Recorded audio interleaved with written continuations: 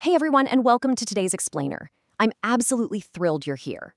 Look, if you've ever been told that your mind is, well, just too scattered, that your habits are kind of weird, or you're sitting on just way too many unfinished hobbies, get ready to feel incredibly validated. Because today, we're going to reveal how those seemingly chaotic, totally misunderstood behaviors, yeah, they aren't flaws at all. In fact, they're actually your ultimate competitive advantage for mastering really complex modern systems. We're going to completely decode the deep psychology behind how you're wired and show you exactly how to unleash it. Let's get into it.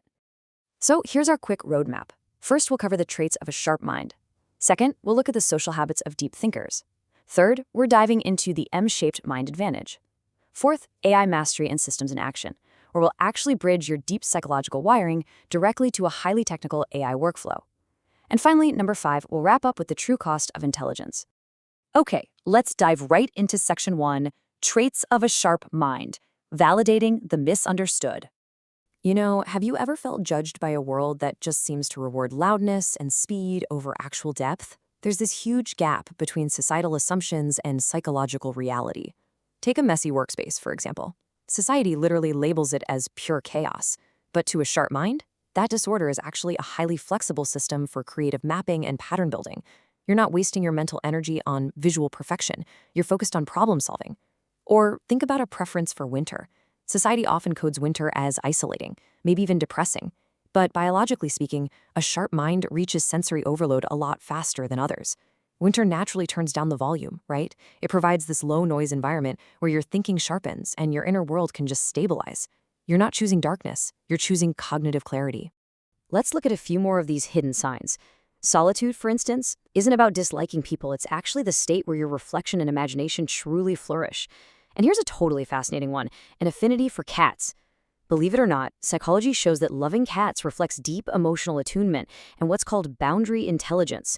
You intuitively get that affection has to be invited, not just demanded. Unlike, say, a golden retriever who just really wants your sandwich. Then there's cognitive inhibition. That is that crucial split-second pause before you react to something.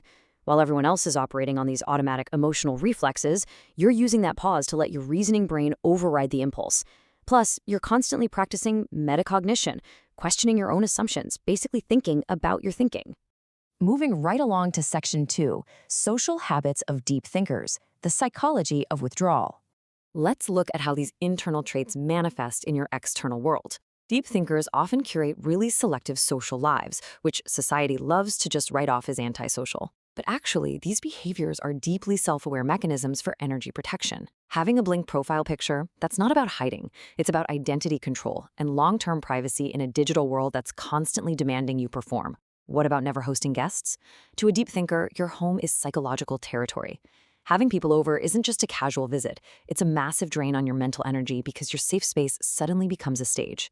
Ignoring sports? That just means your identity is sourced internally through your own values, not externally through the shared dopamine of a massive crowd. And hey, if you quietly stop reaching out to people, you aren't being petty. Your brain is literally just neurologically correcting an effort imbalance to protect your emotional energy. All right, section 3, building the M-shaped mind and why it's a competitive advantage. So, I want you to ask yourself a question right now. Why do you have a graveyard of half-finished hobbies sitting in your room? You know what I'm talking about. The guitar, gathering dust in the corner, that coding course you abandoned, the design tools you played with for exactly 1 week. You probably carry a lot of shame about that, feeling like you're just too scattered. But I'm here to completely reframe that shame into your absolute greatest biological strength. See, your brain is constantly collecting data points from totally different domains to achieve something psychologists call far transfer. This is when you take a concept from one completely unrelated field, say psychology, and apply it to another, like leadership or system design. We don't live in a kind environment anymore where the rules stay nice and stable. We live in a wicked environment where technology literally rewrites entire industries overnight. And a wicked environment actively, aggressively rewards this exact type of mental cross-pollination. This completely redefines the geometry of your potential. Think about it. Most people are taught to be T-shaped specialists, basically digging one hole a mile deep. But the problem is, if the industry shifts, that one single skill becomes a trap. They're incredibly fragile. But you have an M-shaped mind.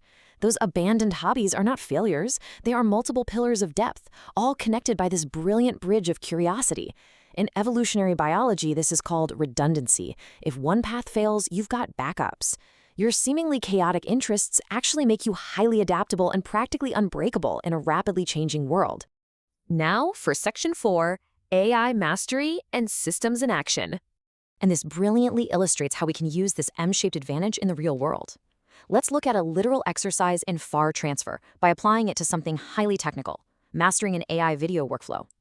We're going to combine storytelling, visual design, and tech automation all into one powerful system. Here's the workflow. Step 1, we use ChatGPT to act as a professional animator to write our story in visual prompts. Step 2, we use an extension called AutoWhisk to generate the images in bulk.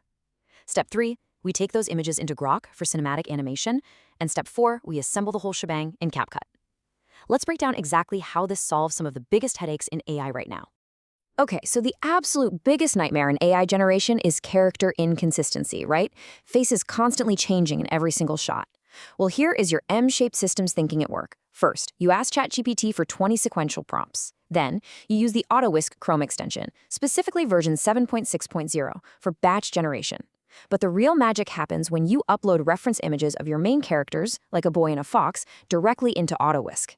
By applying the exact character names used in your text prompts, the AI forces 100% facial consistency across all 20 images automatically. It's literally flawless execution. Next up, we generate a voiceover using Google AI Studio's Gemini. Now, to animate your beautifully consistent images in Grok, you have to disable automatic video generation in the settings so you maintain complete control. And if you want to save massive amounts of time, run 4 or 5 Grok tabs simultaneously. Finally, here is a totally game-changing sound design secret that like 99% of creators completely miss. When you bring those Grok videos into CapCut, do not delete the AI-generated native audio. Instead, extract it and drop the volume down to -25 decibels. This creates a deeply cinematic, natural background ambience that doesn't overpower your voiceover. That, my friends, is FAR transfer in action. And finally, Section 5, the true cost of intelligence, also known as the heavy crown. Let's just slow the pace back down for a second. We've talked about the brilliance, the systems, the incredible adaptability, but we have to acknowledge that running this kind of advanced, M-shaped operating system, it takes a very real, very heavy emotional toll. High intelligence doesn't always look like confidence. Oftentimes, it just looks like exhaustion. You probably struggle with chronic overthinking because your brain is just constantly simulating multiple variables and outcomes. You might feel totally out of sync with peers who just love shallow small talk, while you're craving real depth. You've got an extreme sensitivity to broken systems and inconsistencies that everyone else just seems to happily ignore. And ironically, you experience crushing self-doubt. Less intelligent people are often blindly confident, but your intellectual humility means you see all the hidden variables you don't know yet.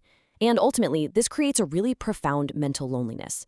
It's that feeling of living inside a complex mind that no one else can fully enter. But if you've been carrying around the weight of feeling totally misunderstood, I really want you to let this sink in. You were never meant to be one thing. You were meant to be the bridge between worlds. Your scattered hobbies? That's your training. Your need for quiet? That's your clarity. Your intense overthinking is literally the engine of your innovation. You are perfectly wired for a really complex future. So the final question I want to leave you with today is this. Now that you know exactly how powerful your M-shaped mind truly is, what distinct, totally unrelated worlds are you going to bridge together next?